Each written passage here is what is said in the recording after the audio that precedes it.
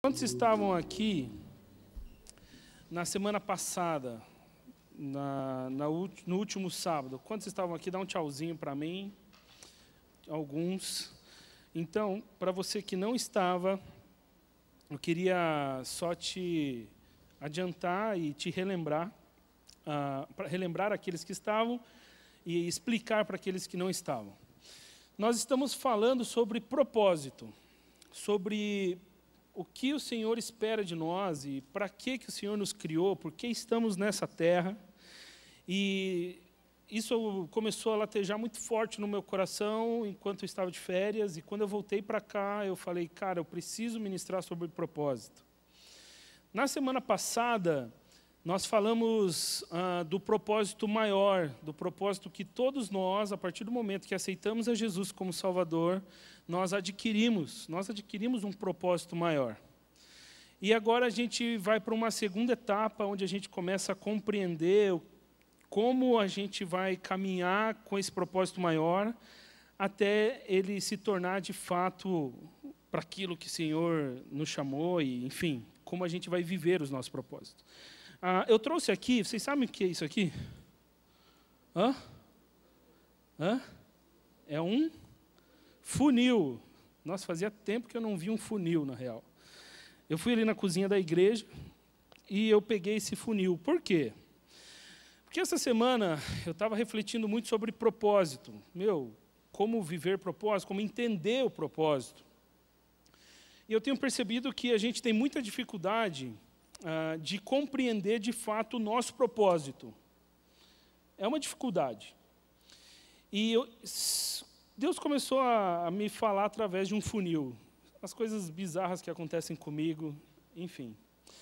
E Deus começa a falar para mim que existe um funil que me leva a compreender qual é o propósito de Deus para a minha vida. Na semana passada, nós falamos sobre esse propósito maior, que é bem o topo do funil aqui. Hoje, a gente vai começar a falar um pouquinho sobre uma segunda etapa, que seria os dons e talentos. Então, eu pego aquele propósito maior, passa pelos dons e talentos, depois ele vem para a visão que Deus me dá, e isso sai de uma maneira muito mais simples e fácil de compreender, como o propósito de fato de Deus para a minha vida.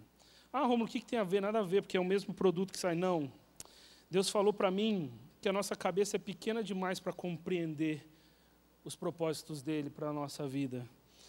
E ele precisa, sim, passar por um funil para que ele saia do tamanho correto para a minha vida, para a sua vida. E esse processo de compreensão se chama maturidade. E quanto mais maduro você é, mais fácil você compreende os propósitos de Deus para a sua vida. É um funil. E Deus falou um monte comigo através desse troço aqui. Isso é demais. Deus é muito gracioso e, enfim, que Deus faça você recordar sempre desse funil e que isso seja uma verdade para a sua vida. Amém? Vamos deixar o funil para cá. Eu queria muito conversar com vocês, começar a nossa meditação num texto em Salmo 1. Quem estava nos adolescentes, ouviu um pouco da minha mensagem hoje. Salmo 1 foi uma direção que Deus me deu de uma maneira muito clara, para que a gente comece a compreender os propósitos. Só para relembrá-los, na semana passada, quando eu falei sobre o propósito maior, vocês lembram qual é? Mateus 28, 19 e 20. Esse é o propósito maior de todo crente. Ide por todo mundo, pregai o evangelho a toda criatura, batizando-os em nome do Pai, do Filho e do Espírito Santo. Esse é o propósito maior de todo crente. A partir do momento que você aceita Jesus, você não pode falar que você não sabe o seu propósito, porque esse é o seu propósito maior. Agora a gente vai entrar num outro nível do funil, que é, sabendo o meu propósito maior, eu começo a entender como viver esse propósito maior, através dos meus dons e habilidades. Porém, eu queria meditar rapidamente em Salmo 1 com vocês, porque Salmo 1, ele fala de algo que aquele que vive o propósito de Deus vive, que é felicidade. Quem aqui quer ser feliz? Quem aqui quer ser feliz? Não é pecado ser feliz, não, gente. Eu quero ser feliz. Na realidade, vou refazer, eu sou feliz. E eu sou feliz, e digo, porque eu entendi qual é o meu propósito. Tenho momentos de tristeza, de luta, sim, mas a felicidade não sai do meu coração, porque eu tenho convicção que estou fazendo aquilo que o Senhor quer que eu faça. Salmo 1 começa a nos falar sobre felicidade, que eu sei é o desejo de grande parte de vocês. A palavra de Deus diz assim: como é feliz aquele que não segue o conselho dos ímpios, não imita a conduta dos pecadores, nem se assenta na roda dos zombadores. Ao contrário, sua satisfação está na lei do Senhor, e nessa lei medita dia e noite. É como árvore plantada à beira das águas correntes, dá fruto no tempo certo, e suas folhas não murcham. Tudo o que ele faz prospera. Quero meditar rapidinho sobre esse texto, e vocês vão ver para onde Deus me conduziu. Primeira coisa que eu quero meditar é no primeiro trecho, onde a palavra de Deus, o salmista aqui, nos fala como é feliz aquele que não segue o conselho dos ímpios, não imita a conduta dos pecadores, não se assenta na roda dos zombadores. Eu falei isso com os adolescentes hoje à tarde. Eu não sei se você sabe, nada na Bíblia está por acaso. Tudo tem um sentido. Nada foi posto na Bíblia ao acaso. Não é só uma meditação poética, e eu vou fazer um arranjo poético. Não, tudo tem sentido. Aqui existe uma lógica que acontece na sua vida e na minha vida. E eu vou explicar essa lógica para você. Como é feliz aquele que não segue o conselho dos ímpios. Sabe o que é o conselho? É aquele cara que te vê fazendo algo e começa a jogar um migué para você fazer o contrário. Vamos lá. Vício da drogadição, drogas.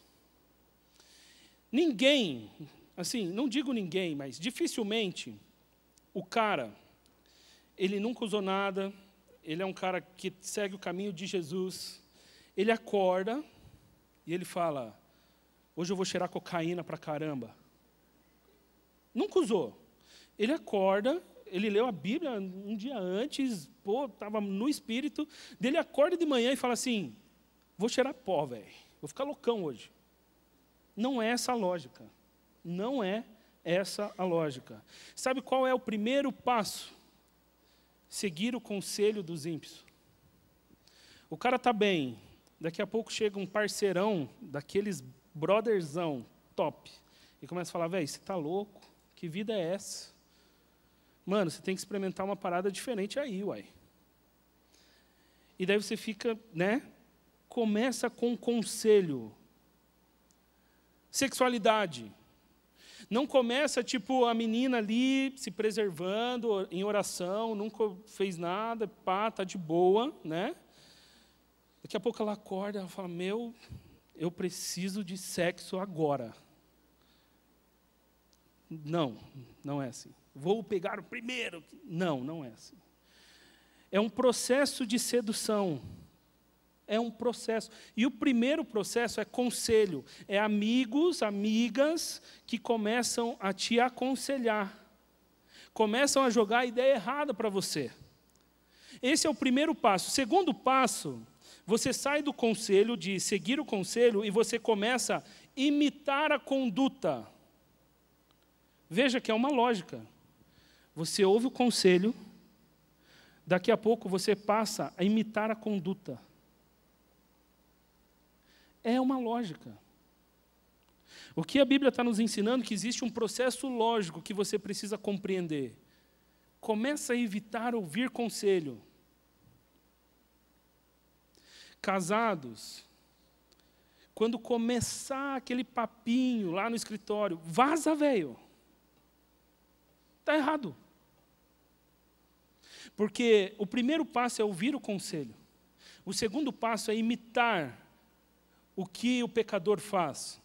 E o terceiro e mais intenso é: não se assenta na roda dos zombadores. Sabe o que isso significa? Na cultura judaica, sentar significava fazer parte do grupo. Eu me associo a este grupo, agora eu sou deste grupo.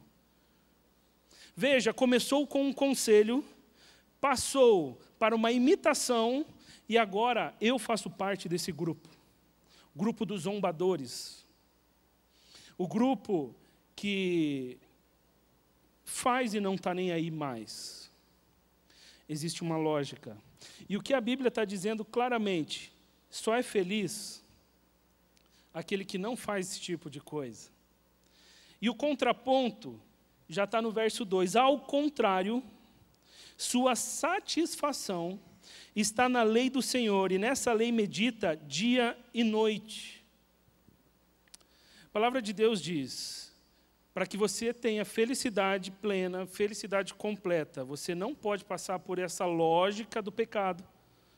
Muito pelo contrário, o que você precisa fazer é ter a lei do Senhor no seu coração, e nessa lei meditar dia e noite. Essa lei fará com que você cumpra o seu propósito maior, que nós falamos na semana passada. E o texto continua falando assim: é como árvore plantada à beira de águas correntes, dá fruto no tempo certo, e suas folhas não murcham, tudo o que ele faz prospera. Parece meio desconexo, mas a árvore é uma das criaturas da natureza mais fascinantes. Eu não sei se você sabe, mas uma árvore frutífera, ela cumpre um propósito quando ela dá fruto. E uma árvore frutífera, ela tem um propósito bem definido. Então, um pé de laranja, uma laranjeira. Qual é o propósito da laranjeira? Dar laranja. É ou não é? Qual é o propósito da pitangueira? Dar pitanga. Vocês não gostam de pitanga? Very delicious. A árvore, ela surge, ela nasce com um propósito muito bem definido. E eu acho incrível quando o salmista usa a árvore para dar um comparativo, porque eu e você, nós só cumprimos o nosso propósito quando nós damos fruto. Por isso que aqui ele fala que você só é feliz quando você é uma árvore. Porque a árvore dá fruto. Você precisa dar fruto. A felicidade só vem com fruto. Eu preguei sobre isso e desde que eu voltei de viagem, Deus está me incomodando muito para que eu tenha um coração mais evangelista, para que de fato eu dê fruto. Eu voltei, cara, arrebentado, assim, Deus falando: Rômulo, você precisa dar fruto. E eu falei: então tá, Deus, eu não vou mais desperdiçar oportunidades. Eu estava sem habilitação, né? E eu estava usando o Uber diretão, velho. E essa semana Deus colocou, e assim, tem uns Ubers, eu não sei quem usa muito Uber aí, mas tem, Ubers? Tem uns Ubers, né? Eles colocam a Bíblia bem no painel. Daí eu já, né, velho, ô tiozinho, você gosta de ler a Bíblia? Daí o cara já fala: não, eu sou crente. Já peguei Uber que o cara era pastor. Desses caras, beleza, é nóis, né? Mas, mano, essa semana eu tive uma experiência diferente. Quando eu entrei no Uber, tinha um motora muito dos malucão, mas gente boa demais, e um cara que precisava de Jesus. E ele entrou, quer dizer, eu entrei no carro, e eu comecei a falar de Jesus para esse cara de uma maneira muito tranquila. Ele foi me dando liberdade, eu fui falando. E nós chegamos até aqui na igreja, e aqui na igreja eu pude orar por ele. Ele entregou a vida para Jesus, eu fui lá em cima, trouxe uma Bíblia para ele, e fiz mais uma oração de entrega. ali no estacionamento, velho. Naquele estacionamento, o motorista do Uber entregou a vida para Jesus. Essa semana, acho que foi quarta-feira. E deixa eu falar algo para você. Uma das coisas que mais traz felicidade para mim é quando eu viajo, principalmente quando eu viajo com a Julie, minha esposa. Há 3 semanas atrás, a gente estava viajando pra caramba, velho. E eu estava muito feliz. Mas a felicidade que eu vivi, chegando na Times Square, à noite, vendo aquele troço que era o meu sonho, e eu olho e falo, caramba, velho, a minha felicidade não é uma porcentagem da felicidade que eu vivi naquele estacionamento, com aquele homem entregando a vida para Jesus. Parece ridículo isso que eu estou falando para vocês. Para o mundo é ridículo. Mas quem vive o propósito de Deus, quem leva uma pessoa e dá fruto, vive felicidade. Porque a Bíblia diz isso. Não é porque eu estou falando, não. Felicidade completa você só vai viver quando você viver, de fato, o propósito de Deus. E esse propósito gerar fruto. Mas como, Rômulo? Como? Eu não sei se você já se perguntou. Eu já fiz essa pergunta no passado. Por que você é bom em determinada coisa? Quem aqui sabe em que é bom? Galera, tem geral que não sabe no que é bom. Cara, olha aqui. Se você sabe desenhar, foi Deus que te deu o dom do desenho. Se você sabe se comunicar, foi Deus que te deu o dom da comunicação. Foi um presente dado por Deus para você. O que você precisa começar a compreender de maneira muito urgente é em que, de fato, eu sou bom. Isso não é pecado, velho. Você saber as suas habilidades, isso não é pecado. Rômulo, eu sou bom em comer. Não, isso daí já é sacanagem. Não, eu também sou muito bom em comer.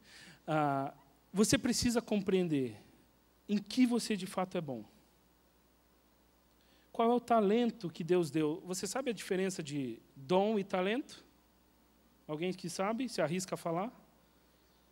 Dom, teologicamente falando, é aquilo que Deus te dá, principalmente depois da sua conversão. Talento tem a ver com um presente que Deus te dá antes de você ser convertido. Tanto que existem pessoas extremamente talentosas que não creem em Jesus Cristo. Conhecem pessoas talentosas que não creem em Jesus? Conheço vários. Vários escritores, pintores, jogadores de futebol. São habilidades dadas por Deus, isso é um talento. Porém, dom é dado pelo Espírito Santo após a conversão. Esse é o significado básico teológico do negócio.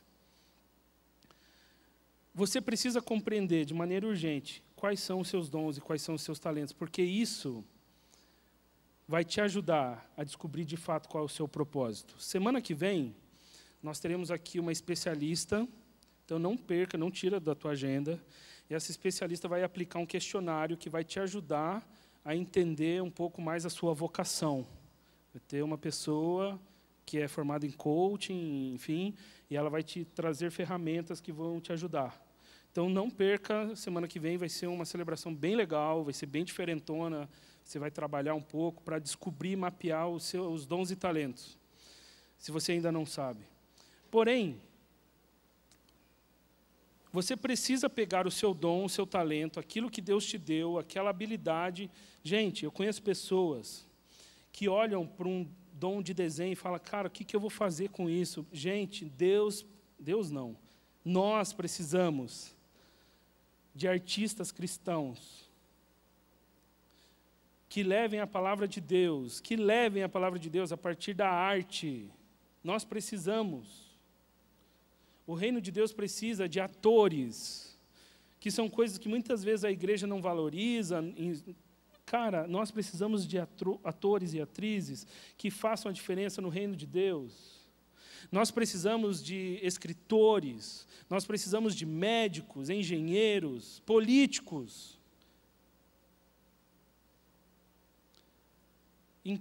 O que Deus te deu, cara? O que Deus deu para você? Qual foi a habilidade?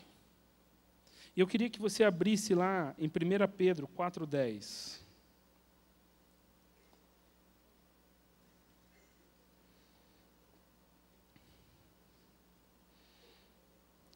1 Pedro 4,10.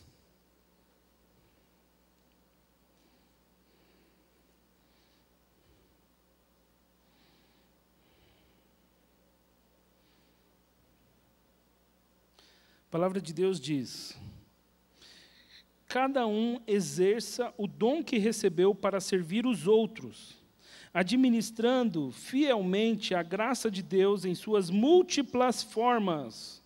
Se alguém fala, faça-o como quem transmite a palavra de Deus.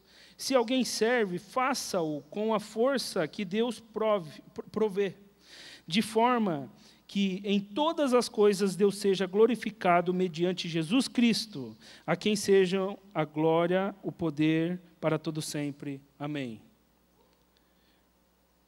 A cada um exerça o dom que recebeu para servir os outros, administrando fielmente a graça que Deus deu em suas múltiplas formas. O grande problema é que, historicamente, a igreja colocou Deus numa caixa, numa caixinha. E como eu sirvo a Deus? Pregando, sendo missionário. Pastor e missionário. Pastor e missionário. Explode a caixa. Acordei metade da igreja agora. Estoura a caixa. Múltiplas formas. Estamos falando de um Deus que não cabe dentro de uma caixa. Estamos falando de um Deus que tem múltiplas formas, que trabalha do jeito que Ele quer, que atua do jeito que Ele quer. Porém, o que o texto diz é: em tudo que você for fazer, faça a fim de glorificar o nome de Deus.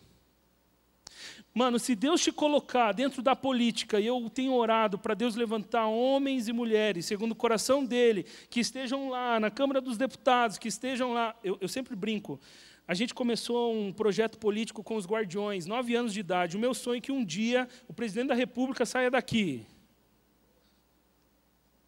E esse cara ou essa mulher, quem Deus levantar, vai ser um presidente que vai glorificar o nome de Deus, que vai ser justo, com os que creem e com os que não creem também.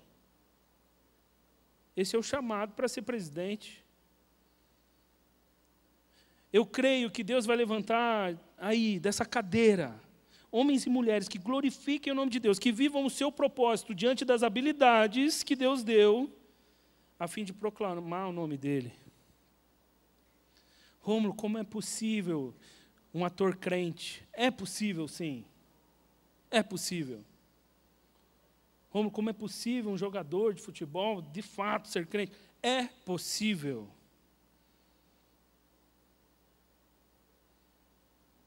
O problema é que Satanás, muitas vezes, tem feito com que vocês desconsiderem as habilidades que Deus deu para você. Eu converso com muitos jovens e acho que uma das habilidades que mais são desprezadas pelo jovem é o do desenho. O cara desenha de maneira espetacular, mas ele acha que isso, eu nunca vou conseguir usar isso para o reino de Deus. Eu conheço vários que são frustrados. Conheço pessoas que são frustradas, pessoas que não vivem. Entraram em estado de colapso. Por quê? Porque pegaram um propósito, pegaram um dom e habilidade, jogaram no armário e falaram: não vou usar isso. Vou ser rico. E nunca foi feliz. E nunca vai ser, enquanto não abrir aquele baú onde jogou o seu dom e talento, trazer para perto e falar: eu vou viver o propósito de Deus para a minha vida. Porque não há felicidade longe do propósito de Deus. Eu não sei se você sabe um pouco do meu testemunho. E eu vou fechar com isso. Não preciso falar mais do que isso, não. Eu sempre tive o sonho de ser rico. Eu vivi numa fase da minha vida onde eu vi os meus pais terem um pouco de condição e daqui a pouco meu pai quebrar e a gente passar uma dificuldade financeira lá na minha casa. Não sei se você já viveu isso, mas eu vivi uma dificuldade extremamente difícil financeira. Nunca vou me esquecer, meu pai, depois de ter vários carros, eu lembro até hoje dessa cena, cara. Meu pai tinha carros e tal, e daqui a pouco meu pai quebrado, ele não tinha mais nada. E eu nunca vou me esquecer, porque meu pai sempre foi um cara muito humilde. E eu estava jogando bola na frente da minha casa, e daqui a pouco eu vejo meu pai chegando de carroça, porque ele conhecia o carroceiro, meu pai era meio envolvido com política, e esse carroceiro viu meu pai no ponto de ônibus e falou, não, eu vou dar uma carona. E meu pai foi de carroça para casa. Nunca vou me esquecer disso. E isso começou a mostrar para mim que eu precisava ser rico, nunca mais eu vou viver. Os meus filhos não vão passar as privações financeiras que eu passei, de querer ter e não ter. Os meus filhos não. E Deus começa a trabalhar no meu coração e a minha cabeça era essa, ganhar dinheiro. Com 18 anos, passo num concurso público, começo a ter uma condição... Meus amigos estagiários, mano, e eu era concursado, só isso. E as coisas foram acontecendo. E Deus me tira do concurso público e eu abro empresa, e a empresa começa a progredir, e as coisas começam a caminhar. E eu falo, cara, eu estou no caminho. Na faculdade de administração que eu fiz pela minha primeira graduação, eu lembro, uma aposta com um amigo meu, quem ia ser o primeiro milionário antes dos 30. Só que Deus me chama, né? E quando Deus mostra claramente o meu propósito, e dentro do meu propósito hoje é cuidar de gente, não é mais uma prioridade ser rico. Não é mais. E eu tenho que, de uma maneira muito difícil, abrir mão da minha empresa para estar aqui, tempo integral. E eu lembro muito bem que eu já tinha pensado na minha cabeça, cara, quando eu for sair da empresa, eu vou ficar com uma porcentagem. Não, me dá um pouquinho. E eu lembro muito bem que quando a gente foi mexer com os papéis, e Deus falou muito claramente, eu quero que você dê tudo. Entreguei tudo. E hoje eu vivo a felicidade de viver o propósito de Deus na minha vida. A felicidade no estacionamento de ver uma alma aceitando a Jesus. Nunca vou me esquecer um dia que eu estava saindo da capela, vindo correndo para uma reunião aqui, uma menininha nos juniores pega e me para no meio do caminho, um monte de pai me esperando aqui, e ela fala assim, pastor, eu preciso que você ore por mim porque eu quero entregar minha vida para Jesus. Eu não trocaria milhões que eu poderia talvez estar ganhando por aquela sensação no estacionamento dessa igreja. Quem vive o propósito de Deus para a sua vida, vive felicidade.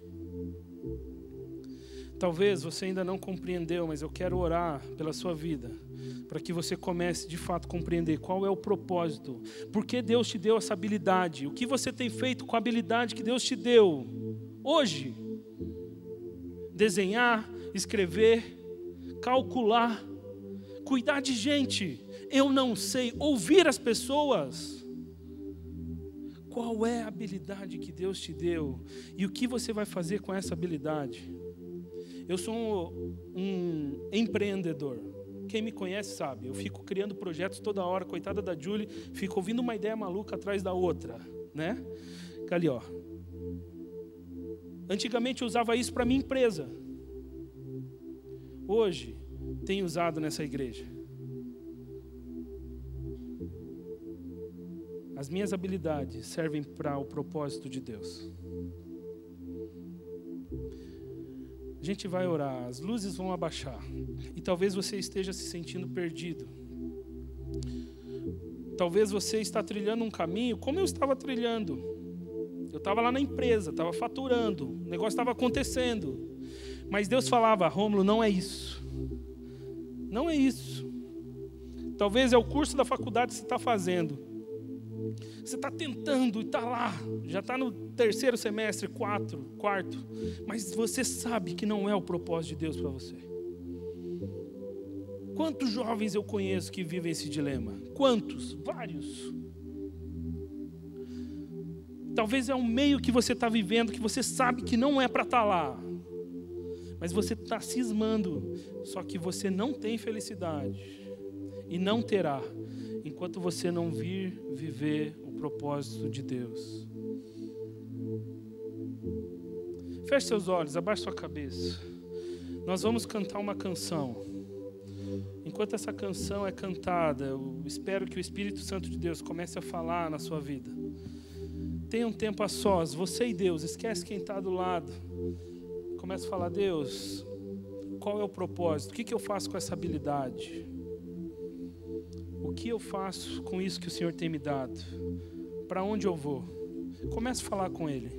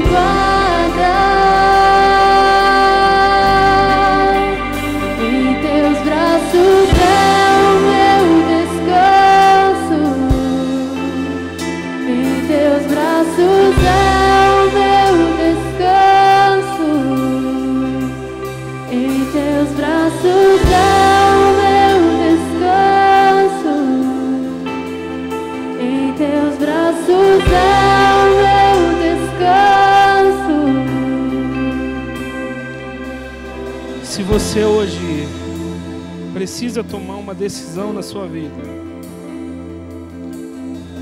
se você está confuso, está perdido, ou você já sabe qual é o seu propósito, mas você não está tendo coragem de vivê-lo, vou pedir para você vir até aqui à frente.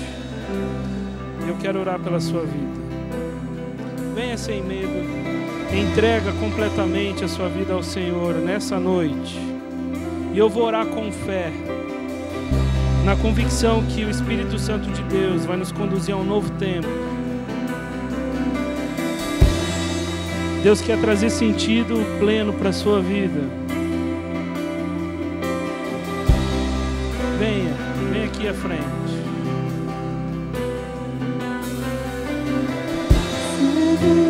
Estou nos braços daquele que nunca me deixou.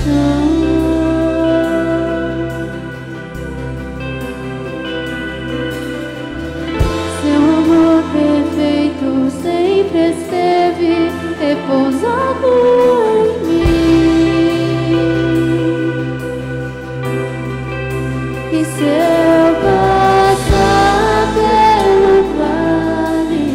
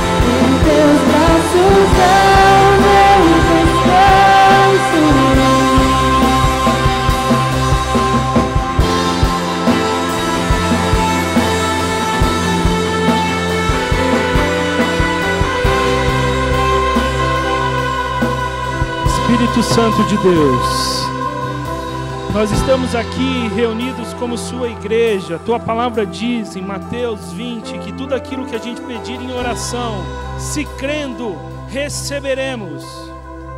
Pai, eu clamo para que o Senhor ouça a oração de cada um que está ajoelhado aqui. Pai, eles estão clamando por definição de propósito, ou eles estão clamando por força para tomar as suas decisões. Espírito Santo de Deus, assim como o Senhor me deu força um dia de abrir mão da minha empresa para estar aqui, vivendo o propósito do Senhor para a minha vida, eu clamo para que a mesma força possa ser estabelecida em cada vida também. Pai, traga um novo tempo a cada coração. Pai, eu clamo para que o Senhor prepare as famílias também para as decisões que vierem a ser tomadas. Pai, que essa geração dê fruto, que essa geração entenda aonde está a real felicidade, que de fato não está num relacionamento, que de fato não está num trabalho, mas sim está em fazer aquilo que o Senhor tem para nós. Levanta uma geração frutífera. Pai, obrigado por cada um que está aqui. E que o Senhor possa ser o nosso Deus, o nosso único Deus. Em Teu nome, Jesus, que nós oramos e agradecemos. Amém.